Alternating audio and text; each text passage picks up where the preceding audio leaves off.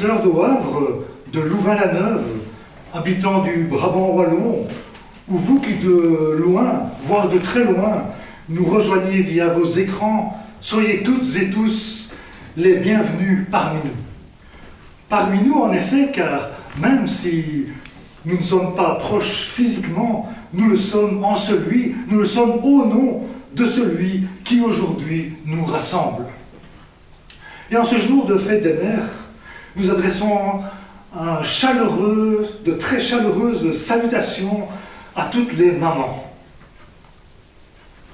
Frères et sœurs, la grâce et la paix vous sont données de la part de Dieu notre Père, lui qui aujourd'hui nous rassemble, et de Jésus-Christ, notre Sauveur, qui nous aime et qui chaque jour nous conduit. Amen. Deux hommes cheminent, deux pèlerins. Ils sont montés à Jérusalem pour fêter la Pâque et ils rejoignent maintenant leur village. Et voilà qu'en chemin, un troisième homme les rejoint. Ils ne le reconnaissent pas. Et puis, arrivés à destination, voilà ce qui se passe. Lorsqu'ils furent près du village où ils allaient, il parut vouloir aller plus loin. Ce troisième homme.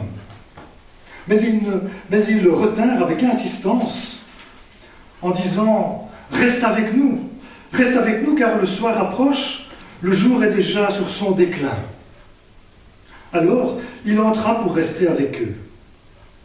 Pendant qu'il était à table avec eux, il prit le pain, et après avoir prononcé la prière de bénédiction, il le rompit et le leur donna. Alors, leurs yeux s'ouvrirent et ils le reconnurent, mais il disparut de devant eux. Oui, frères et sœurs, quand bien même nous ne le reconnaissons pas toujours, Jésus est là. Jésus est là qui chemine avec nous. Et c'est lui qui ouvre nos yeux pour que nous le voyions. C'est lui qui ouvre nos yeux pour se révéler à nous. Oui, Seigneur, tu es là, présent, chaque jour, à chaque heure, au cœur de nos vies. Et nous voulons maintenant le chanter. Tu es là, au cœur de nos vies.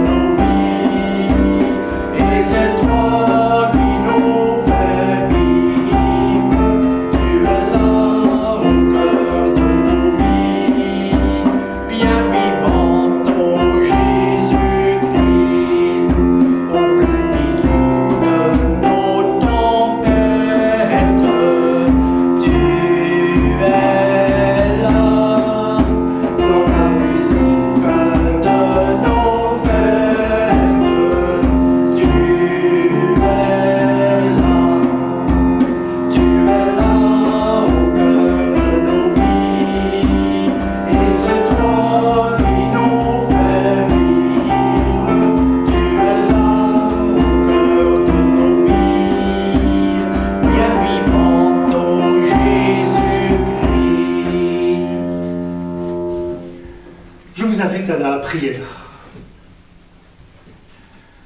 Oui Seigneur, c'est toi qui aujourd'hui nous rassemble.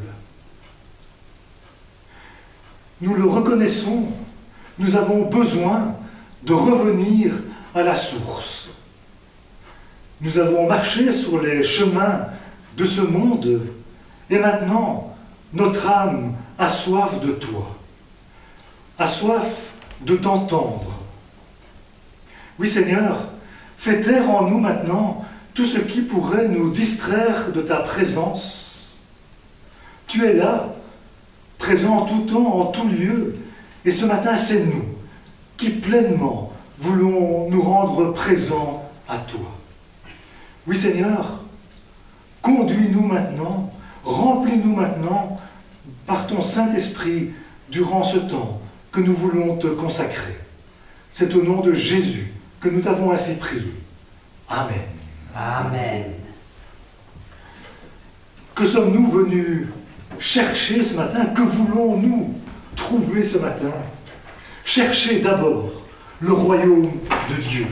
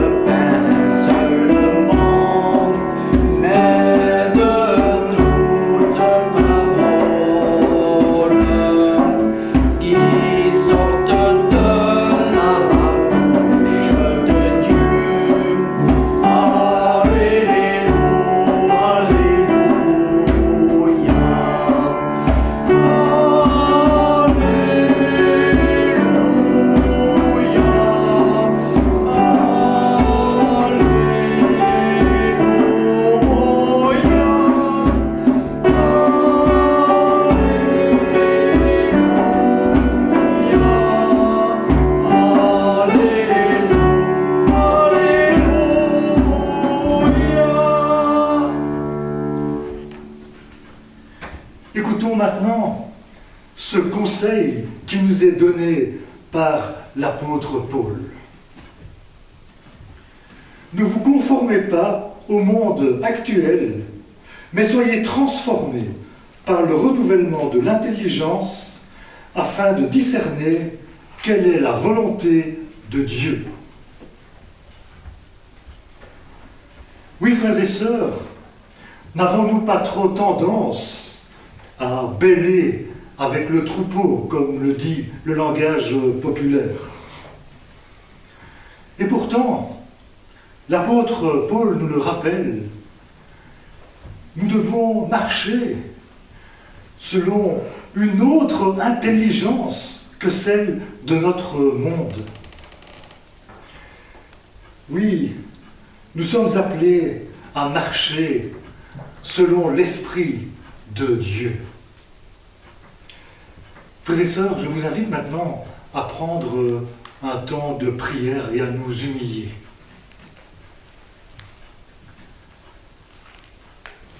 Oui Seigneur, nous le reconnaissons, bien trop souvent, nous nous laissons entraîner par l'esprit de ce monde. Nous agissons, nous parlons comme celles et ceux qui nous entourent habituellement. Et pourtant, Seigneur, c'est à autre chose que tu nous appelles. Oui, nous le reconnaissons, nous sommes faibles, Par nous-mêmes, nous sommes incapables d'accomplir ta sainte volonté. C'est pourquoi, ce matin, nous venons déposer devant toi tout ce qui, dans nos vies, n'a pas été à la gloire de ton nom. Que ce soit les pensées impures qui nous ont traversé l'esprit, que ce soit des propos sortis de nos bouches, des actes, Seigneur, que nous avons posés. Oui, nous déposons tout cela maintenant au pied de ta croix. Et nous le faisons, Seigneur, avec la ferme assurance d'être entendus. Oui, Seigneur, jamais tu ne rejettes celui qui se tourne humblement vers toi. Béni sois-tu, Seigneur. Amen. Amen. Frères et sœurs, voici ce que dit l'Éternel.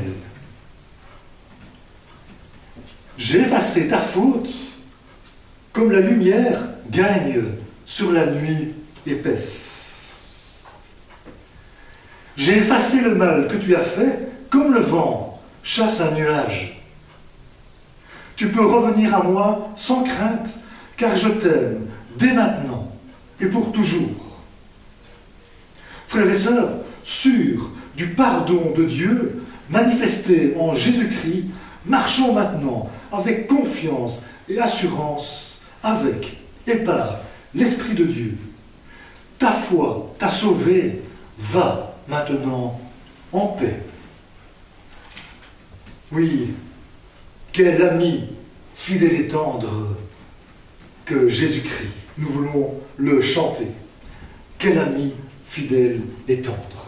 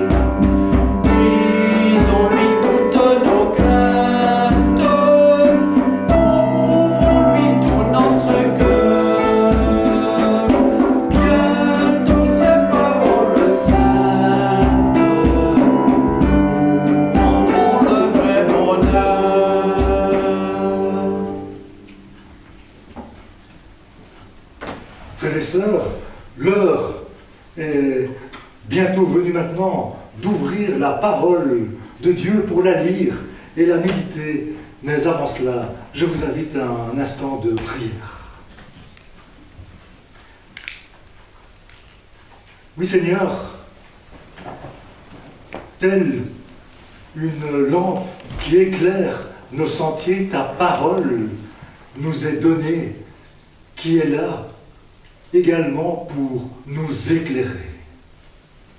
Oui, Seigneur, à l'heure maintenant d'ouvrir ta parole pour la lire et pour la méditer, nous te demandons de faire descendre sur nous ton Esprit Saint. Permets-nous de comprendre ce que tu veux nous dire ce matin. Oui, Seigneur, mets dans la bouche de ton serviteur les mots qui nous toucheront. Oui, Seigneur, conduis-nous maintenant. Conduis aussi ton serviteur. Nous te le demandons au nom de Jésus-Christ. Amen. Amen. Et avant de céder la parole à notre pasteur, le pasteur Émile Carpe, je vous invite à louer le Seigneur. Je louerai l'Éternel.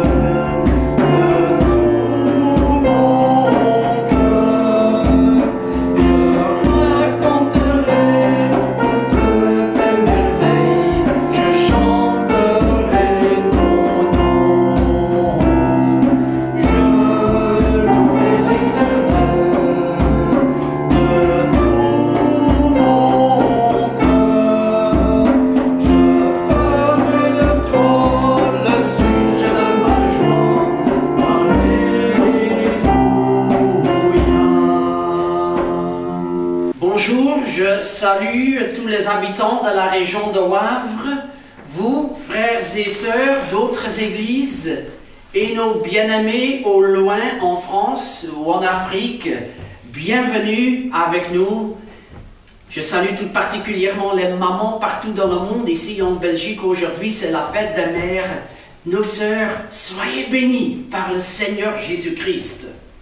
Merci à Yann pour la présidence, à Christelle pour le piano, à Orema pour le djembé, et comme Yann l'a annoncé, je vous invite maintenant à prendre dans vos Bibles le texte du Deutéronome au chapitre 6. Donc prenez votre Bible aussi à la maison, 5e livre dans l'Ancien Testament qui est le Deutéronome, et là nous prenons le 6e chapitre. Je lis dans la version dite de la Colombe, chapitre 6, à partir du verset 4. Écoute Israël, chemin Israël, l'Éternel notre Dieu, l'Éternel est un. Tu aimeras l'Éternel ton Dieu de tout ton cœur, de toute ton âme et de toute ta force. Et ces paroles que je te donne aujourd'hui seront dans ton cœur. Tu les inculqueras à tes fils et tu en parleras quand tu seras dans ta maison, quand tu iras en voyage, quand tu te coucheras et quand tu te lèveras. Tu les lieras comme un signe sur ta main et elles seront comme un fronteau entre tes yeux. Tu craindras l'Éternel ton Dieu. C'est à lui que tu rendras un culte et tu jureras par son nom. Et la deuxième lecture se trouve dans le Nouveau Testament, dans les Actes des Apôtres, le chapitre 16, quand Paul est arrivé en Grèce, la ville de Philippe, au nord, et là il rencontre une dame proche d'une rivière. Cette dame s'appelle Lydie. Alors, c'est Acte 16, nous lisons le verset 13 et suivant. Le jour du sabbat, nous nous sommes rendus hors de la porte vers une rivière, où nous pensions que se trouvait un lieu de prière. Après nous être assis, nous avons parlé aux femmes qui étaient réunies. Il y avait là une femme craignant Dieu du nom de Lydie, marchande de pourpre, de la ville de Thyatire. Elle écoutait et le Seigneur lui ouvrit le cœur pour qu'elle s'attache à ce que disait Paul. Lorsqu'elle eut été baptisée avec sa famille, elle nous invita en disant: si vous me jugez fidèle au Seigneur, entrez dans ma maison et demeurez-y. Et elle nous pressa très instamment. Et puis le dernier verset du chapitre nous dit encore: quand ils furent sortis de la prison, ils entrèrent chez Lydie et après avoir vu et exhorté les frères, ils partirent. Bien-aimés, nous voici arrivés au 9e dimanche sans culte. Et même si cela vous paraît long, nous sommes encore loin de battre les records. Une histoire raconte que le calife Al-Muizli din Allah aurait fermé toutes les églises de l'Égypte au Xe siècle de notre ère. Plus de célébrations, plus de cloches qui sonnaient. Ce n'étaient que les pigeons qui ont élu de domicile dans les sanctuaires. Pendant 9 longues années, oui, vous avez bien entendu, 9 longues années, toutes les églises sont restées fermées jusqu'à ce que le calife un jour s'est promené déguisé dans les ruelles des vieux quartiers du Caire et il entendait dans toutes les maisons où habitaient des chrétiens, des cantiques de louanges, des textes bibliques, des prières qui montaient. Il a promulgué un décret. Ouvrez les églises. Je pensais avoir fermé les églises pour découvrir que j'avais ouvert une église dans chaque maison. Notre mot d'ordre est que ma maison soit l'église du Seigneur. Notre salle de culte ne voit plus de célébration, hormis cet enregistrement de cet après-midi. Et je peux vous rassurer que jusqu'à présent, il n'y a pas de pigeons présents ici. L'église est enfermée, que ta maison soit l'église du Seigneur dans ton quartier. Quand Paul est arrivé dans cette ville de Philippe, qui était jadis une colonie romaine, il y a rencontré une commerçante appelée Lydie, qui s'est convertie à Jésus-Christ, qui a été baptisée avec les autres membres de sa famille. Dès ce moment, elle a accueilli l'apôtre chez elle. Il a passé du temps avec la famille et le foyer est devenu une maison de prière.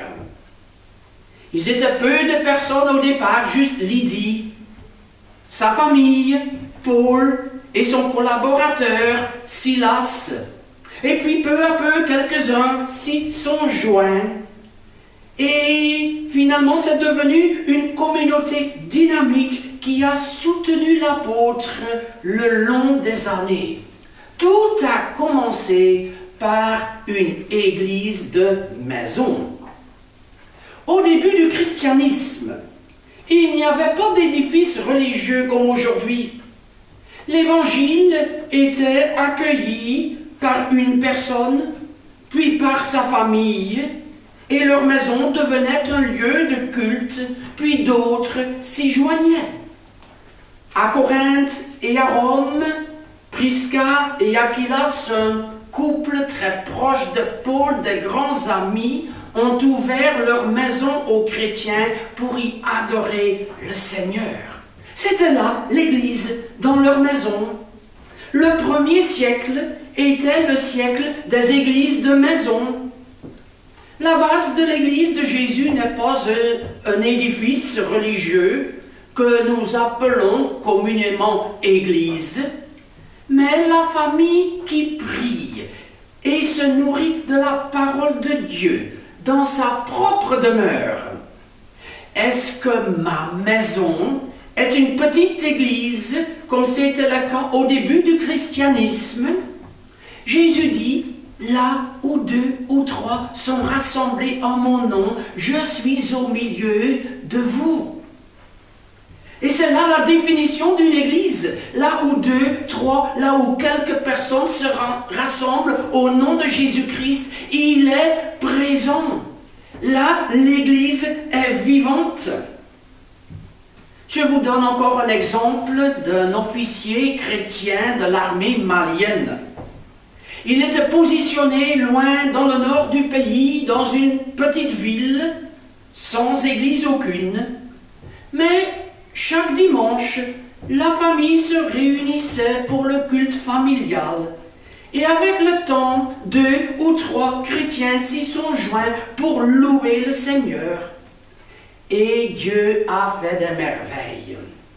Il a protégé notre frère de façon miraculeuse quand il a été confronté à un grand danger dans lequel il aurait dû mourir. Les balles sifflaient tout autour de lui et ne l'ont pas atteint. Le Seigneur l'a protégé.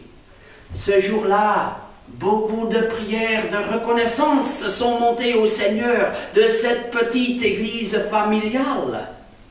Le Père Céleste prend soin de ses enfants et écoute nos prières, même quand nous prions dans la maison la plus simple. Plus tard, il a été déplacé encore plus loin, vraiment dans le désert, tout proche de la frontière algérienne. Que de musulmans, aucun autre chrétien. Mais leur maison était l'église du Seigneur. Revenons au texte biblique.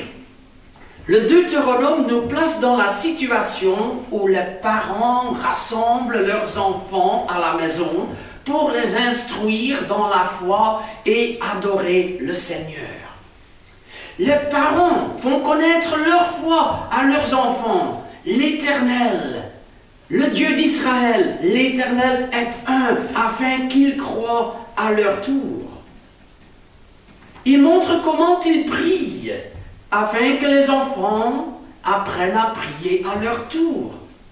Ils montrent par leur style de vie comment aimer Dieu et leur prochain. Les parents enseignent les enfants. Non, ce n'est pas d'abord le pasteur ou les moniteurs, monitrices de l'école de dimanche. Non, pas d'abord les vidéos sur l'Internet ou tel livre écrit par un grand prédicateur. D'abord, vous, les parents, Dieu vous a appelés à transmettre à vos enfants le trésor de la foi. Et le texte dit, tu inculqueras les paroles du Seigneur à tes fils.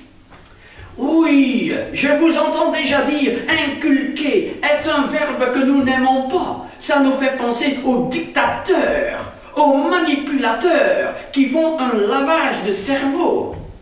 Rassurez-vous, la racine du verbe dans l'original, qui est la langue hébraïque, le verbe shalan, signifie aiguiser. Il peut être traduit par rendre pertinent ou par enseigner avec efficacité.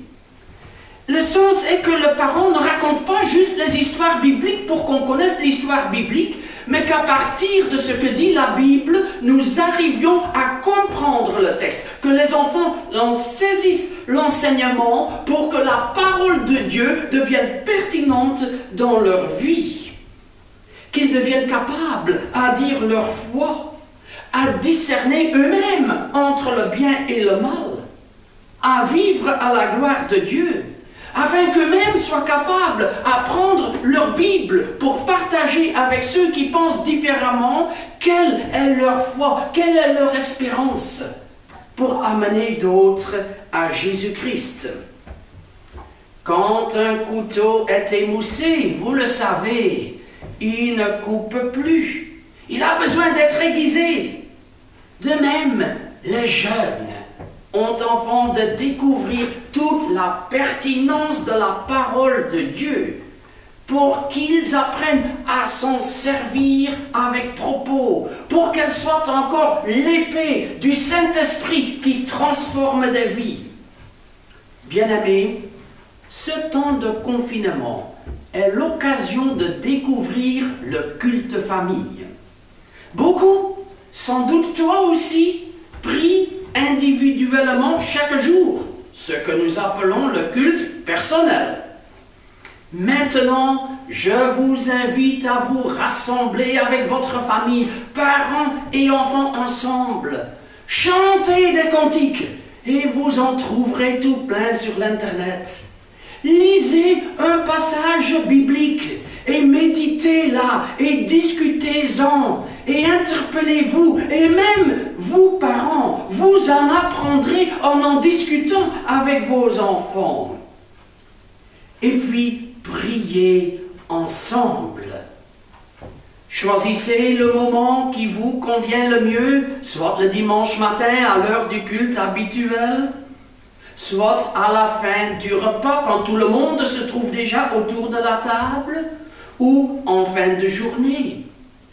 Certains se retrouveront chaque jour en famille, d'autres une fois par semaine.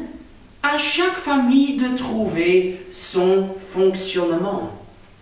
Dans la famille dans laquelle j'ai grandi, c'était à la fin de chaque repas chaud que nous lisions la Bible, d'abord Bible d'enfant, puis le texte tel qu'il est, et que nous terminions avec un cantique, et que de souvenirs de mon père qui chantait ces cantiques de tout cœur, des souvenirs qui nous marquent jusqu'aujourd'hui. Le professeur Léopold Schumer, dans un article dans la revue Réformée, a qualifié le culte familial comme un des signes du réveil. Avis que je partage entièrement. Lors des réveils, les familles prient. Bien-aimés, prions ensemble en famille. Et ce temps de confinement sera le prélude d'un grand réveil. Quand la famille de Lydie a prié dans sa maison, elle a vu comment Paul et Silas ont été libérés de la prison et comment suite à cela, des co-détenus et toute la famille du gardien se sont convertis à Jésus-Christ. La prière familiale a eu de grandes conséquences.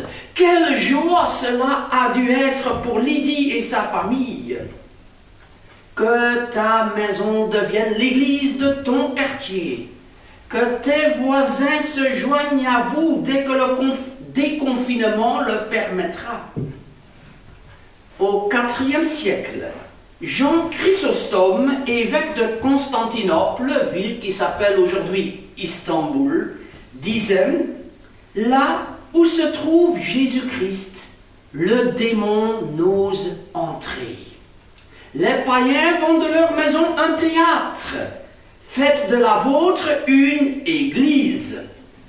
Car on peut appeler sans se tromper une église la maison qui est sanctifiée par le chant des psaumes, par la prière, par la ferveur et la charité. » Fin de citation. À Wavre, l'église, l'édifice est encore fermé. Que nos maisons soient l'église du Seigneur dans notre rue, où l'évangile nous ressource, où nous louons le Seigneur et où nos prières sont écoutées là-haut. Que d'églises ouvertes! Alléluia! Amen.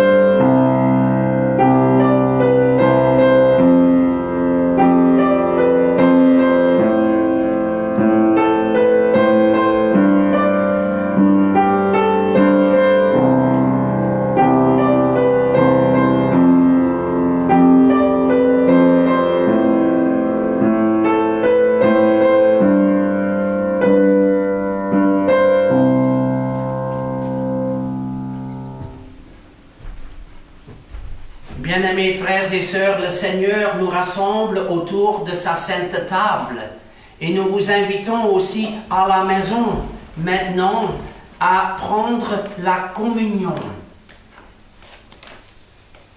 Élevons nos cœurs vers le Seigneur Jésus-Christ qui a été élevé à la droite de Dieu. Oui, Seigneur Jésus-Christ, nous proclamons que tu es ressuscité, que tu vis et règne à la droite du Père, que tu te laisses trouver par ceux qui te cherchent, et nous voici, rassemblés autour de ta table, et nous te demandons que tu nous accordes encore ton Esprit Saint, afin qu'au-delà du pain et du vin, nous soyons nourris de ton corps et de ton sang, que tu as donné pour nous il y a 2000 ans, quand tu es mort à la croix pour nous. Seigneur, tu nous as aimés le premier. Aujourd'hui, en retour, nous t'aimons, nous t'adorons. Oui, Seigneur, tu es digne de louange. Tu es digne que nous capitulions devant toi, que nous cherchions à faire ta volonté, que ton nom soit encore sanctifié, que ton esprit nous laboure et nous amène sur ta voie et nous éloigne de nos erreurs, de nos pensées, de ce qui est humain, pour que ton royaume devienne réalité. Seigneur, accorde ton esprit autour de la table ici et dans nos foyers. Tu nous unis à nos frères, nos sœurs, que nous ne voyons pas comme d'habitude, mais ton esprit nous unit à ton Église, ton esprit nous fait languir auprès de chacun pour qu'un jour nous nous retrouvions ici rassemblés, comme nous aspirons aussi à ce grand jour où tu viendras et où nous nous trouverons dans la gloire avec l'Église de tous les siècles. Seigneur, nous t'aimons, nous te louons. Alléluia. Amen. Je vous lis les paroles de l'institution de la scène dans l'Évangile selon Matthieu. Le soir venu, Jésus se mit à table avec les 12. Pendant qu'il mangeait, Jésus prit du pain, et après avoir dit la bénédiction, il le rompit et dit, « Prenez, mangez, ceci est mon corps. » Il prit ensuite une coupe, et après avoir rendu grâce, il la leur donna en disant, « Buvez-en tous, car ceci est mon sang, le sang de l'alliance qui est répandu pour beaucoup, pour le pardon des péchés. » Jésus dit, « Venez à moi, vous tous qui êtes fatigués et chargés, et je vous donnerai le repos. » Toi aussi à la maison, vous, frères et sœurs, prenez le pain, le vin, communiez, pour rendre grâce au Seigneur qui s'est donné pour toi, qui a souffert pour toi, qui a payé le prix pour te racheter, qui a fait de toi un enfant de Dieu. Que de ton cœur montent des prières de reconnaissance. Venons au Seigneur avec ce chant. Jésus, je viens à toi, tel que je suis à toi. Jésus, je viens à toi, tel que je suis. Prends-moi. Le pain que nous rompons est la communion au corps de notre Seigneur Jésus-Christ, qui a été cloué à la croix, brisé par la lance à cause de nos péchés. Il s'est sacrifié, il a payé pour nous, il a pris sur lui notre condamnation pour nous délivrer. Seigneur, nous te disons merci d'avoir si cruellement souffert pour ton corps donné pour nous, pour la mort subie. Nous te rendons grâce. La coupe de bénédiction pour laquelle nous rendons grâce est le signe de la nouvelle alliance qui est répandue pour vous. Faites ceci en mémoire de moi, dit le Seigneur Jésus. Alléluia. Jésus dit, je suis le pain de vie. Celui qui vient à moi n'aura plus jamais faim. Celui qui croit en moi n'aura plus jamais soif.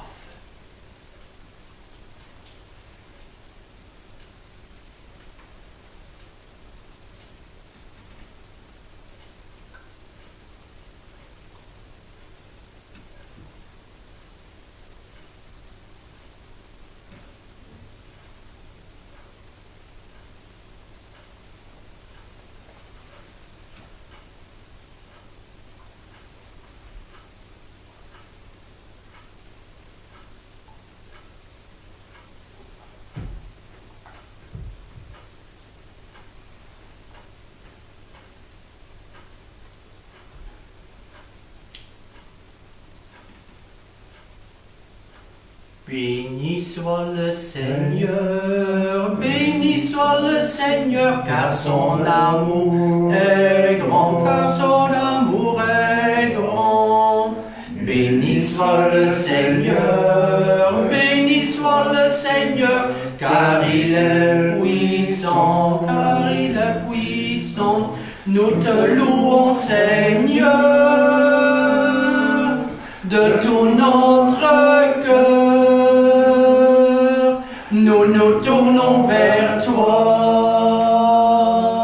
Tu es notre joie. Nous te louons, Seigneur, de tout notre cœur. Nous nous tournons vers toi. Tu es notre roi.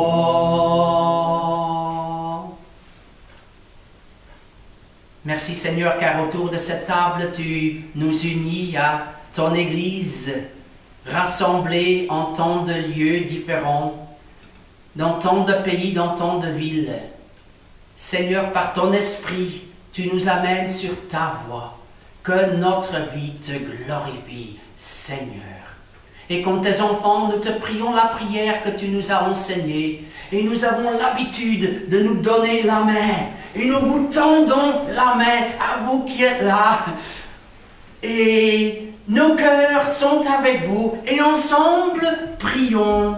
Notre Père qui es aux cieux, que ton nom soit sanctifié, que ton règne vienne. Que ta volonté soit faite sur la terre comme au ciel.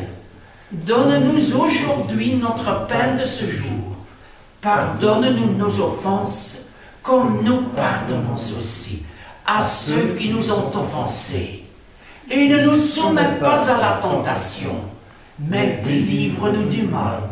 Car c'est à toi qu'appartiennent le règne, la puissance et la gloire, pour les siècles des siècles. Amen. J'invite Yann pour les annonces. L'heure est maintenant venue de nous mettre à l'écoute des annonces de ce dimanche 10 mai. Tout d'abord, n'oubliez pas de penser à votre maman en ce jour de fête des mères. C'est vrai, vous ne pouvez pas la rencontrer physiquement, mais vous pouvez la joindre par téléphone ou par tous les autres moyens électroniques mis maintenant à notre disposition. Nous vivons notre premier culte vidéo. Le prochain sera diffusé le dimanche 7 juin. Notez déjà cette date dans vos agendas. Suite à ce premier culte vidéo, vous avez une question, une réaction. Sachez que le pasteur est joignable au numéro de téléphone 0471 44 14 71 ou par email à l'adresse pasteurcarpe, en un seul mot et sans majuscule, @skynet.be. Sachez aussi que notre communauté partage sur un groupe WhatsApp qui lui est dédié, groupe que vous pouvez rejoindre sur simple demande. Il nous est aujourd'hui bien évidemment impossible de faire circuler la bourse pour relever notre offrande, mais nous vous invitons néanmoins à soutenir vos églises respectives par vos dons versés directement sur compte bancaire. Nous arrivons doucement au terme de ce culte. Je vais maintenant céder la parole à notre pasteur qui va nous conduire dans la prière d'intercession, qui nous donnera également la bénédiction, suite à quoi nous terminerons par le chant du cantique « Sur le chemin, va sans peur ». Et c'est vrai, le Seigneur est avec nous, il nous accompagne, nous pouvons marcher sans peur, même en cette période de Covid. Émile, je te cède la parole. Bien-aimés frères et sœurs, je vous invite à la prière. Père Céleste, nous te disons merci pour ces moments que nous venons de vivre ensemble, pour ce temps de louange, pour les cantiques que tu nous mettras encore sur le cœur, pour la parole que tu as semée au fond de nos pensées. Seigneur, nous te disons merci. Nous te disons merci pour cette semaine que nous venons de vivre, et particulièrement pour Philippe qui est sorti des soins intensifs et qui va lentement mais sûrement de mieux en mieux. Nous te louons, Seigneur. Oui, son cheminement a été très long et nous te le confions. Je te dis merci aussi pour Robert, ce monsieur qui a 98 ans et qui a été opéré, qui est là avec le Covid aussi, et d'entendre qu'il mange bien maintenant, qu'il reprend des forces. Nous te disons merci de l'avoir gardé et de le fortifier. Bénis-le. Et Seigneur, ils ne te connaissent peut-être pas encore, mais que tu sèmes l'évangile dans leur cœur. Nous te prions aujourd'hui pour la maman. Seigneur, merci pour celles qui nous ont donné la vie, qui ont souffert pour nous, qui nous ont accompagnés le long des années, qui nous ont conseillés, toujours aimés, sur qui nous avons pu compter dans toutes les circonstances. Bénis nos mamans, Seigneur. Nous te prions pour ceux qui vivent les jours difficiles, qui ont difficile dans cette situation présente. Pour ceux qui ont des besoins, qui n'ont plus de rentrées financières ou insuffisamment. Pour ceux qui se font des soucis pour leur entreprise. Seigneur, pour les patrons, nous te prions que tu leur montres aussi comment rebondir, comment trouver cette résilience, quelles sont les nouvelles perspectives. Seigneur, une nouvelle piste pour demain, pour que leur entreprise tienne. Et nous te prions pour ceux qui cherchent des vaccins, pour qu'ils trouvent et qu'ainsi vraiment la population puisse être vaccinée. Nous te prions pour ceux qui te cherchent. Tu as dit que celui qui cherche, eh bien, il trouvera. Seigneur, merci, car c'est toi qui cherches et c'est toi qui trouveras tes enfants qui ne te connaissent pas encore aujourd'hui, mais qui demain vivront une nouvelle naissance et viendront à toi.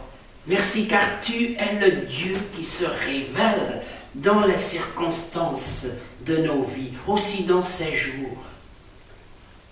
Seigneur, nous te disons merci encore pour la naissance, pour le petit Élie, né il y a une semaine. Nous te louons, Seigneur. Nous te confions les couples, plusieurs qui doivent remettre leur mariage. Seigneur, que tu sois leur conseiller, que tu les soutiennes et leur donnes vraiment des perspectives de joie et d'avenir. Seigneur, soutiens chacun de nous tous. Tu connais nos prières personnelles. Écoute mon frère, ma sœur qui prie dans sa maison. Écoute leurs prières et glorifie le nom de Jésus, ton Fils. Que nous te voyons à l'œuvre, comme Lydie a vu, que ses prières ont été exaucées, comme tant l'ont vu dans leurs cellules de maison, que tu réponds aux prières de tes enfants, que nous puissions te prier avec confiance et espérance.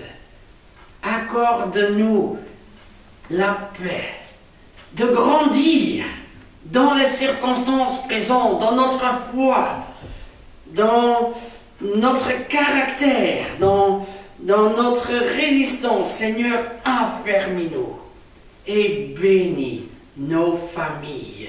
Nous te le prions, Seigneur, et nous te présentons la prière de chacun et chacune. Exauce-nous. Au nom de Jésus-Christ, nous te le prions. Amen. Bien-aimés, je vous invite à vous lever pour recevoir la bénédiction. Que le Seigneur, notre Dieu, présent ici et chez vous dans vos maisonnées, que l'Éternel, toujours le même, toujours fidèle, te bénisse et te garde. Que le Seigneur marche avec toi, aujourd'hui et chaque jour de cette semaine.